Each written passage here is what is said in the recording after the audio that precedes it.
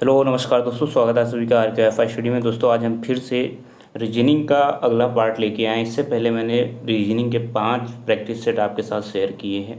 अगर आपको रीजनिंग की ज़रूरत है, रीजनिंग आने वाली परीक्षाओं में आपकी मदद कर सकता है, तो हमारे जितने भी रीजनिंग के वीडियोज़ हैं मैंने प्लेलिस्ट बना रखी हूँ, वहाँ से जाके आप देख सकते हैं। अगर ये वीडियो आपको पसंद आता है तो लाइक शेयर और सब्सक्राइब ज़रूर करना। चलिए देखते हैं कि पहला प्रश्न क्या कहता है। दोस्तों प्रश्न नंबर 1 है, हिटलर जर्मनी, जिस प्रकार का हिटलर का संबंध जर्मनी से है उसी प्रकार का किसका संबंध कौन से देश से होगा, ये बताना है। तो दोस्तों जो हिटलर था वो जर्मनी का तानाशाह था। हिटलर जो था वो जर्मनी का तानाशाह था। तो उसी प्रकार से जो मुसोलिनी है वो इटली का तानाशाह था। तो इसका संबंध जो है क्वेश्चन मार्क के स्थान पर ऑप्शन नंबर बी आ जाएगा, मुसोलिनी इटली का तानाशाह था। दोस्तों ऑप्शन नंबर सी में दिया गया है, तुलसीदास कौन थे। तो तुलसीदास जो हैं भारत के रहने वाले तो थे, लेकिन वो तानाशाह नहीं थे। वो एक लेखक थे जिन्होंने प्रसिद्ध रचना रामचरितमानस की रचना की है। शेक्सपियर भी एक लेखक थे। बोरिस एल्तरसिन जो हैं वो रूस के थे। तो इस तरीके से इसका जो सही उत्तर हो जाएगा ऑप्शन नंबर बी होगा, मुसोलिनी जो हैं इटली के तानाशाह थे, जिस प्रकार से हिटलर जर्मनी के थे। प्रश्न नंबर 2 है, श्रृंखला को पूरा कीजिए। दोस्तों श्रृंखला को पूरा करना है तो यहाँ पे हम सबसे पहले उस श्रृंखला को लिख लेते हैं। लिख लें या फिर यहीं से हम करके यहाँ से देख सकते हैं। जैसे कि 17 है, 17 में +2 करेंगे तो 19 हो जाएगा, और 19 में +2 करेंगे तो 21 हो जाएगा। ठीक है, 19 में +2 करेंगे तो 21 हो जाएगा। यहाँ पे लिख के हम करते हैं 17, 23, 19, 25, 21, 27 और क्वेश्चन मार्क। तो दोस्तों यहाँ पे 17 से 19 तक आने के लिए +2 किया गया है, 19 से 21 तक आने के लिए +2 किया गया है, और 21 से क्वेश्चन मार्क तक आने के लिए भी +2 किया जाएगा। तो क्वेश्चन मार्क के स्थान पे कितना आ जाएगा, 21, 2, 23 आ जाएगा। 23 हमारा उत्तर हो जाएगा। अब हम थोड़ा सा और चेक करके देख लेते हैं। यहाँ पर 23 से +2 करेंगे तो 25 तक आ जाएंगे, और 25 से +2 करेंगे तो 27 हो जाएगा। यानी ये ट्रिक काम यहाँ पे कर रही है। तो ऑप्शन नंबर सी इसका बिल्कुल सही उत्तर, बी इसका सही उत्तर होगा, 23। प्रश्न नंबर 3 है, निम्न आकृति का जल प्रतिबिंब चुने। एक आकृति दी गई है यहाँ पर, और इसे जल में कैसे दिखाई देगी ये बताना। दोस्तों जो आकृति होती है, कोई भी चिन्ह होता है, वो जल में जो है उल्टा होके दिखाता है।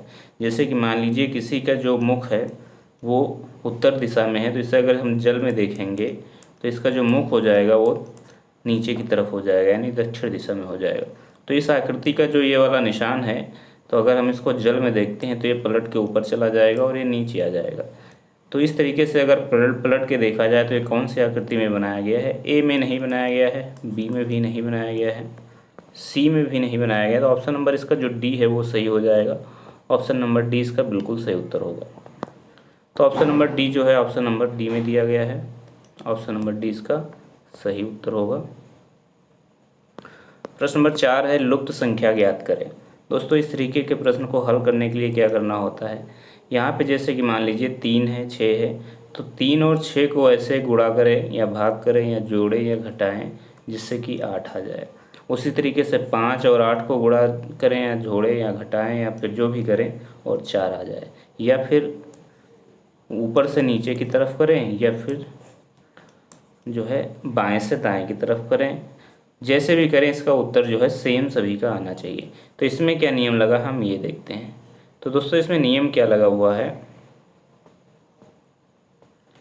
कि ये 3 + 5 को जोड़ा गया है, 3 + 5 को जोड़ा गया, 8 आ जाएंगे, और इसको 2 से भाग कर दिया गया है। जब 2 से भाग करेंगे तो 4 आ जाएगा, तो ये भाग करने पर 4 आया। इसी तरीके से दूसरा वाला जो है, दूसरे वाले में 6 + 8 किया गया बराबर हो गया 14, 14 को 2 से भाग किया गया, 7 आ गया, तो यहाँ पर 7 होगा। अब अगला ऐसे तीसरा वाला हम करके देखते हैं, 8 + 4 बराबर 12, भाग करते हैं 2 से तो 6 आ जाएगा, यानी कि क्वेश्चन मार्क के स्थान पर 6 आएगा। 6 इसका सही उत्तर होगा। ऑप्शन नंबर ए में ये दिया गया है 6। ऑप्शन नंबर ए इसका सही उत्तर हो जाएगा। तो दोस्तों इसका सही उत्तर हो जाएगा ऑप्शन नंबर ए 6। अगला प्रश्न देखते हैं। प्रश्न नंबर 5 है, यदि 3 दिसंबर 2010 को रविवार था तो 3 जनवरी 2011 को कौन सा वार होगा, यानी कौन सा दिन होगा। दोस्तों दिसंबर में आप सभी को पता है, दिसंबर में 31 दिन होते हैं। कितने दिन होते हैं? 31 दिन होते हैं, जिसमें से 3 जो दिन बीत चुके हैं दिसंबर के, जब 3 दिन बीत चुके हैं तो कितना हो जाएगा? 28 दिन अभी शेष रहेंगे, क्योंकि 3 दिन जो है वो बीत चुके हैं। 28 दिन ये हो गए, और 3 जनवरी तक हमें पता करना है, यानी कि 3 दिन और हमें जोड़ने हैं। तो कितना हो जाएगा? 31। तो 31वें दिन कौन सा दिन पड़ेगा ये बताना है। तो दोस्तों अगर 31वें दिन कौन सा दिन पड़ेगा ये जानना है, तो हम 31 को 7 से भाग कर देते हैं। 7 से क्यों भाग करते हैं? क्योंकि एक सप्ताह में 7 दिन होते हैं। फिर से जो अगला सप्ताह का अगला दिन होता है, वो फिर से दिन जो है वो फिर से आने लगते हैं। तो 7 से जब हम भाग करेंगे तो 7 चौक 28 हो जाएगा, यानी 4 बार जाएगा और 3 शेष बचेगा। तो जो 3 शेष बचेगा उसको हम, जो ये रविवार यहाँ पर आ रहा है, ये जो रविवार आ रहा है यहाँ पे, तो इसके आगे हम 3 दिन जोड़ देते हैं। जैसे कि रविवार के बाद पहला दिन सोमवार पड़ेगा, दूसरा दिन जो है ट्यूसडे पड़ेगा, और तीसरा दिन जो है थर्सडे पड़ेगा, सॉरी वेडनेसडे पड़ेगा। तो तीसरा दिन वेडनेसडे यानी कि बुधवार पड़ेगा। तो बुधवार इसका सही उत्तर हो जाएगा, ऑप्शन नंबर डी इसका सही उत्तर हो जाएगा। ऑप्शन नंबर डी इसका बिल्कुल सही उत्तर होगा। प्रश्न नंबर 6 है, सही विकल्प द्वारा पैटर्न को पूर्ण करें। तो इसको पैटर्न को पूर्ण करना है। पैटर्न कैसे बना हुआ है आप ये देख सकते हैं। जैसे कि ये जो हाफ आकृति है ऐसे बनी हुई है, और हाफ आकृति अब ऐसे बनेगी। तो इसको पूरा करने के लिए क्या करेंगे, यहाँ पर हम इसी तरीके से आकृतियाँ बना लेते हैं। ठीक है, ये आकृति हमने बना ली, और ये यहाँ से यहाँ तक हो गई। तो इस तरीके की कौन सी आकृति है ये हमें देखना है। तो दोस्तों अगर हम देखें तो यहाँ पर ये वाली आकृति नहीं बनेगी, क्योंकि इसकी दिशा और इसमें लाइनें अलग अलग हैं। इसकी दिशा जो है बदली हुई है, ये भी नहीं बनेगी, क्योंकि इसमें लाइन भी नहीं है ये वाली। ठीक है, ये वाली लाइन भी नहीं है, तो ये भी नहीं होगा। उसके बाद में ऑप्शन नंबर जो डी दिया गया है ये भी नहीं होगा। ऑप्शन नंबर डी जो है ये भी नहीं होगा, और ऑप्शन नंबर जो सी है इसका बिल्कुल सही उत्तर हो जाएगा। ऑप्शन नंबर सी इसका सही उत्तर है। प्रश्न नंबर 7 देखते हैं दोस्तों। प्रश्न नंबर 7 में दिया गया है, कोड प्रणाली में गरिमा को 72 54 32 तथा टीना को 64 82 लिखा गया है। तो उसी कोड प्रणाली में मार्टिना को क्या लिखा जाएगा, यानी मार्टिना को क्या लिखा जाएगा ये बताना है। देखिए यहाँ पर हम सबसे पहले गरिमा को लिख लेते हैं। गरिमा के लिए जी के लिए 7 का प्रयोग किया गया है, ए के लिए 2, आर के लिए 5, आई के लिए 4, एम के लिए 3 और ए के लिए 2। ठीक है, इसी तरीके से टीना में टी के लिए 6 का प्रयोग किया गया है, आई के लिए 4 का प्रयोग किया गया है, एन के लिए 8 का प्रयोग किया गया है, और ए के लिए 2 का प्रयोग किया गया है। तो हम मार्टिना भी इसी तरीके से लिख लेते हैं, MARTINA।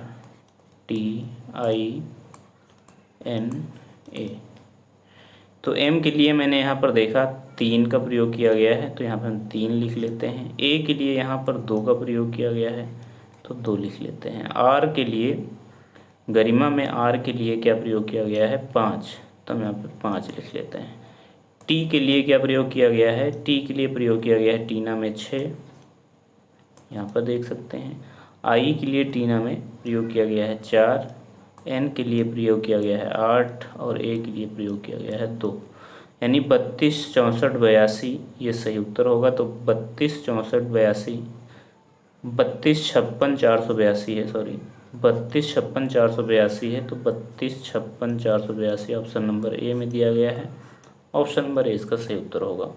प्रश्न नंबर 8 है, यदि कागज को लकड़ी कहा जाए, यदि कागज को लकड़ी कहा जाए और लकड़ी को तिनका कहा जाए, तिनके को घास कहा जाए और घास को रबड़ कहा जाए, रबड़ को कपड़ा कहा जाए, तो फर्नीचर किसका बना होता है। दोस्तों आप सभी को पता है फर्नीचर जो होते हैं वो लकड़ी के बने होते हैं, लकड़ी के फर्नीचर बने होते हैं। लेकिन यहाँ पर लकड़ी को क्या कहा गया है, लकड़ी को यहाँ पे तिनका कहा गया है, लकड़ी को तिनका कहा गया है, यानी कि जो लकड़ी है उसको तिनका कहते हैं। तो तिनका इसका सही उत्तर होगा, लकड़ी नहीं होगा। ठीक है, लकड़ी गलत, यहाँ पर तिनका इसका सही उत्तर हो जाएगा। प्रश्न नंबर 9 है, कौन सा पैटर्न निम्न में से किसके साथ सबसे नज़दीकी दिखाता है। यानी जो आकृति, प्रश्न आकृति यहाँ पर दी गई है ये वाली, इस प्रश्न आकृति के जैसी इसमें चारों में से कौन सी आकृति आपको दिखती है ये बताना है। तो दोस्तों जैसे कि यहाँ पे मान लीजिए इस आकृति में आपको एक वर्ग मिलेगा, वर्ग को बीच से काटती हुई लाइन है और इसमें दो बीच में गोले हैं और एक त्रिभुज यहाँ से दोनों तरफ बन रहा है। दोस्तों इसमें त्रिभुज तो बन रहे हैं, बीच से एक लाइन भी काट रही है, लेकिन गोला इसमें एक है। इसमें जो है वर्ग नहीं बन रहा है, यानी कि ये वाली भी नहीं बनेगी, ये वाली भी नहीं बनेगी, इसमें भी वर्ग नहीं बन रहा है। तो मिलती जुलती कौन सी है, ऑप्शन नंबर सी वाली जो है वो आकृति मिल रही है, तो ऑप्शन नंबर सी इसका सही उत्तर हो जाएगा। प्रश्न नंबर 10 है, यदि पेन को 35 लिखा जाता है, हेन को 27 लिखा जाता है, तो मेन को क्या कहा जाएगा। जैसे कि पेन है, पेन जो है अंग्रेजी वर्णमाला में पी का जो स्थानीय मान होता है वो 16 होता है, ई का स्थानीय मान 5 होता है और एन का स्थानीय मान 14 होता है। अगर हम इन सभी को जोड़ देते हैं तो 35 आ जाएगा। ठीक है, इसी तरीके से हेन को भी करके देखें अगर, तो अगर हम हेन के सभी अक्षरों को जोड़ते हैं तो कितना आएगा। एच जो होता है अंग्रेजी वर्णमाला में 8वें स्थान पे होता है, ई 5वें स्थान पे और एन 14वें स्थान पे। सबको जोड़ें तो कितना हो जाएगा, 8 5 13 और 14 27। तो इसी तरीके से मेन को अगर हम लिखें तो एम जो होता है अंग्रेजी वर्णमाला में 13वें स्थान पे होता है, ई 5वें स्थान पे, एन 14वें स्थान पे। तो 13 + 5 18, 18 14 हो जाएगा 32। तो 32 इसका जो है सही उत्तर होगा, ऑप्शन नंबर 20 का बिल्कुल सही उत्तर हो जाएगा। प्रश्न नंबर 11 है दोस्तों, एक आदमी का मुख पूर्व की ओर है, यदि वह घड़ी की विपरीत दिशा में 270 डिग्री घूमता है तो उसका मुख किस दिशा में होगा। दोस्तों सबसे पहले हम दिशाएं लिख लेते हैं, कौन सी दिशा किस तरफ होती है। जो ऊपर होता है वो उत्तर होता है, नीचे दक्षिण, दाहिनी ओर जो होता है वो पूर्व होता है और जो बाईं ओर होता है उसे पश्चिम कहते हैं। तो क्या यहाँ पे कहा गया है, एक आदमी है जिसका मुख जो है पूर्व की ओर है, एक आदमी है और इसका जो मुख है वो पूर्व की ओर है। यदि वह घड़ी की विपरीत दिशा में 270 डिग्री घूमता है, घड़ी जो होती है वो आपको दाहिने से बाएं की ओर चलती हुई दिखेगी, लेकिन ये क्या आदमी क्या है, ये 270 डिग्री घूमता है लेकिन विपरीत दिशा में, यानी कि इस तरफ घूमता है। तो पूर्व से अगर हम यहाँ से यहाँ तक आएंगे तो 90 डिग्री होगा, फिर यहाँ से यहाँ तक आएंगे तो 180 डिग्री होगा और यहाँ से यहाँ तक आएंगे तो 270 डिग्री होगा। यानी अब उसका मुख किस तरफ हो जाएगा, दक्षिण की तरफ हो जाएगा। तो दक्षिण इसका सही उत्तर होगा, दक्षिण की ओर, ऑप्शन नंबर डी इसका सही उत्तर हो जाएगा। प्रश्न नंबर 12 है, यदि प्लस का अर्थ गुणा, माइनस का अर्थ भाग, गुणा का अर्थ प्लस और भाग का अर्थ माइनस हो तो 208 - 4 + 3 / 23 × 57 का मान क्या होगा। सबसे पहले हम यहाँ पे संख्या लिखते हैं, 208 4 3 23 और 57। अब क्या कहा गया है, यहाँ पे प्लस का अर्थ है गुणा, प्लस 4 और 3 के बीच में है, यानी कि इनके बीच में गुणा हो जाएगा। भाग का, माइनस का अर्थ है भाग, तो माइनस किसके बीच में है, 208 और 4 के बीच में, तो इसका मतलब है यहाँ पे भाग होगा। उसके बाद में गुणे का अर्थ है प्लस, तो जहाँ पे गुणा है, गुणा 57 और 23 के बीच में है, तो यहाँ पे हो जाएगा प्लस। उसके बाद में कहा गया है जो भाग है उसका अर्थ है माइनस, तो 3 और 23 के बीच में भाग है, तो यहाँ पे माइनस लग जाएगा। अब इसको हम हल करते हैं। सबसे पहले बॉडमास सूत्र है, इसका प्रयोग करते हैं। बॉडमास, सबसे पहले भाग, फिर गुणा, फिर जोड़ और फिर घटाना। तो भाग करते हैं, तो 4 दूनी 8 हो जाएगा और 4 पंजे 20, ठीक, यानी कि 52 आएगा। फिर गुणा करते हैं,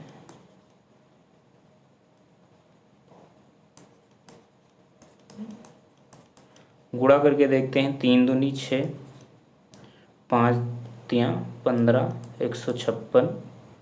फिर क्या करना है, हमें जोड़ना है। तो जोड़ने के लिए ये प्लस में हो जाएगा 156 और 57 भी प्लस में हो जाएगा, तो 57 को हम यहाँ पे जोड़ लेते हैं और फिर माइनस कर देंगे। तो चाहे तो अभी से हम माइनस इसे कर दें। 57 में से अगर हम 3 घटाएंगे तो 4 बचेगा, 5 में से 2 घटाएंगे तो 3 बचेगा। अब 156 को 34 से जोड़ देते हैं। क्या करेंगे, 156 को 34 से जोड़ देंगे। तो जब 156 को हम 34 से जोड़ेंगे तो कितना आ जाएगा, 6 4 10 का 0, 5 3 8, 1 9 और 1, यानी कि 190 आया। 190 ऑप्शन नंबर ए में दिया गया है, तो ऑप्शन नंबर ए इसका बिल्कुल सही उत्तर हो जाएगा। दोस्तों प्रश्न नंबर 13 है। एक व्यक्ति की ओर निर्देश करते हुए अर्णव ने प्रीति से कहा, उसकी माँ तुम्हारे पिता की अकेली बेटी है। तुम्हारे पिता मतलब कि प्रीति के पिता। प्रीति हम यहाँ पे सबसे पहले लिख लेते हैं और प्रीति के पिता को हम प्रीति से ऊपर लिख लेते हैं, यानी प्रीति के पिता जो हैं, यहाँ पे लिखा गया है एक व्यक्ति को इशारा करते हुए अर्णव ने प्रीति से कहा, उसकी माँ तुम्हारे पिता की अकेली बेटी है। तो जो व्यक्ति होगा वो प्रीति से नीचे होगा, क्योंकि प्रीति के पिता की अकेली बेटी खुद प्रीति है, और उसकी माँ यानी कि व्यक्ति की माँ जो होगी वो प्रीति के पिता की अकेली बेटी है, तो प्रीति जो है उस व्यक्ति की क्या हो जाएगी, माँ हो जाएगी।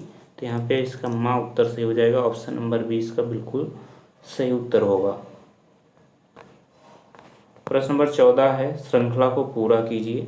श्रृंखला दी गई है, जैसे कि यहाँ पर Q है, P है, O है, N M L K J I ऐसे दिया गया है। दोस्तों इसको 2 तरीके से हल कर सकते हैं। सबसे पहले क्या कर सकते हैं, जैसे Q जो होता है वो 70वें स्थान पे होता है और P 16वें स्थान पे, O 15वें स्थान पे।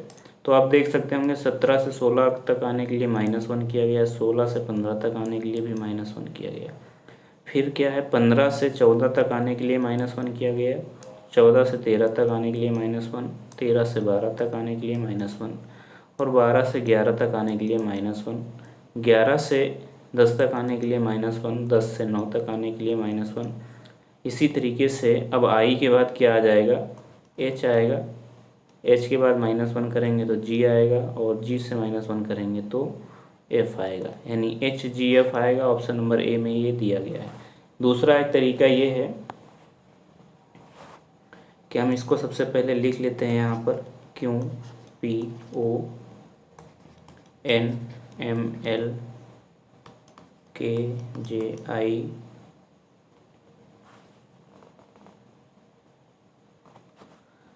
सबसे पहले हम इसको जो श्रृंखला दी गई इसे लिख लेते हैं, Q P O N M L K J I question mark और फिर है E D और C। देखिए यहाँ पे क्या किया गया है, अगर हम Q से N तक आए, Q 70वें स्थान पे होता है, N 14वें स्थान पे होता है, तो -3 किया गया। उसके बाद में P से M तक आए तो यहाँ पे भी -3 किया गया है, और O से L तक आए तो भी -3 किया गया है, यानी सब में -3 किया गया है। इसी तरीके से यहाँ पर भी हम किया गया है। 12 - 3 9, 13 - 3 10 और 14 - 3 11, ठीक। उसी तरीके से अब यहाँ पर -3 करेंगे तो 9 -3 करेंगे तो 6 बचेगा, छठे स्थान पे F आता है। 10 -3 करेंगे तो 7 बचेगा, सातवें स्थान पे G। और 11 -3 करेंगे तो 8 बचेगा, आठवें स्थान पर H होता है। यानी HGF यहाँ पर उत्तर आएगा। फिर अगर इसे हम आगे बढ़ाएं यहाँ पर तो F -3 करेंगे तो C आएगा, यानी 3 बचेगा। G माइनस यानी 7 -3 करेंगे तो 4 बचेगा, चारवें स्थान पर D होता है। और 8 -3 करेंगे तो 5 बचेगा, पाँचवें स्थान पर E होता है। यानी HGF इसका सही उत्तर हो जाएगा। प्रश्न नंबर 15 है, दिए गए समूह में भिन्न की पहचान कीजिए। दोस्तों यहाँ पर कुछ सब्जियों के नाम और फलों के नाम दिए गए हैं, जैसे कि गाजर है, अंगूर है, सेब है, केला है। तो जो सेब है, केला है और जो अंगूर हैं, ये सभी पेड़ों पर लगते हैं, यानी कि ज़मीन के ऊपर होते हैं। कहाँ होते हैं? ज़मीन के ऊपर होते हैं। जबकि जो गाजर होती है वो ज़मीन के नीचे होती है। कहाँ होती है? ज़मीन के नीचे। तो यही भिन्न है। ऑप्शन नंबर ए इसका सही उत्तर हो जाएगा। प्रश्न नंबर 16 है, विषम की पहचान कीजिए।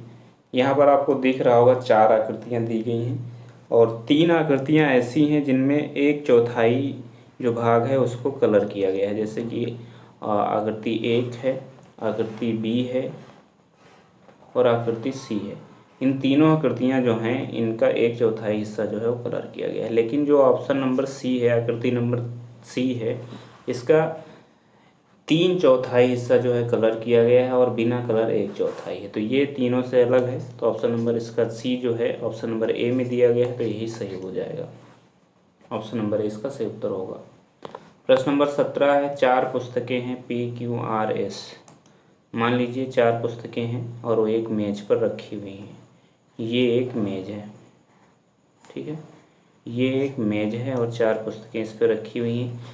तो इसमें पहली कंडीशन दी गई है कि R को Q के ऊपर रखा गया है, यानी जो R है वो Q के ऊपर है, ठीक हो गया। फिर क्या कहा गया है? S को P के नीचे रखा गया है, S को P के नीचे रखा गया, यानी P ऊपर है और S उसके नीचे हो जाएगा। R सबसे ऊपर नहीं है, यानी R जो है सबसे ऊपर नहीं है, तो सबसे ऊपर कौन सा हो जाएगा? P हो जाएगा। बताना यह है कि सबसे नीचे कौन सी पुस्तक है, तो सबसे नीचे है क्यों है। यहाँ पे आप देख सकते हैं सबसे नीचे कौन सी है? क्यों है। तो क्यों ऑप्शन नंबर बी में दिया गया है, ऑप्शन नंबर बी इसका सही उत्तर हो जाएगा। तो दोस्तों ये थे आज के हमारे 17 रीजनिंग के प्रश्न। अगर ये प्रश्न आपको पसंद आए हों तो लाइक, शेयर, सब्सक्राइब जरूर करना। Thanks for watching. धन्यवाद। जय हिंद, जय भारत।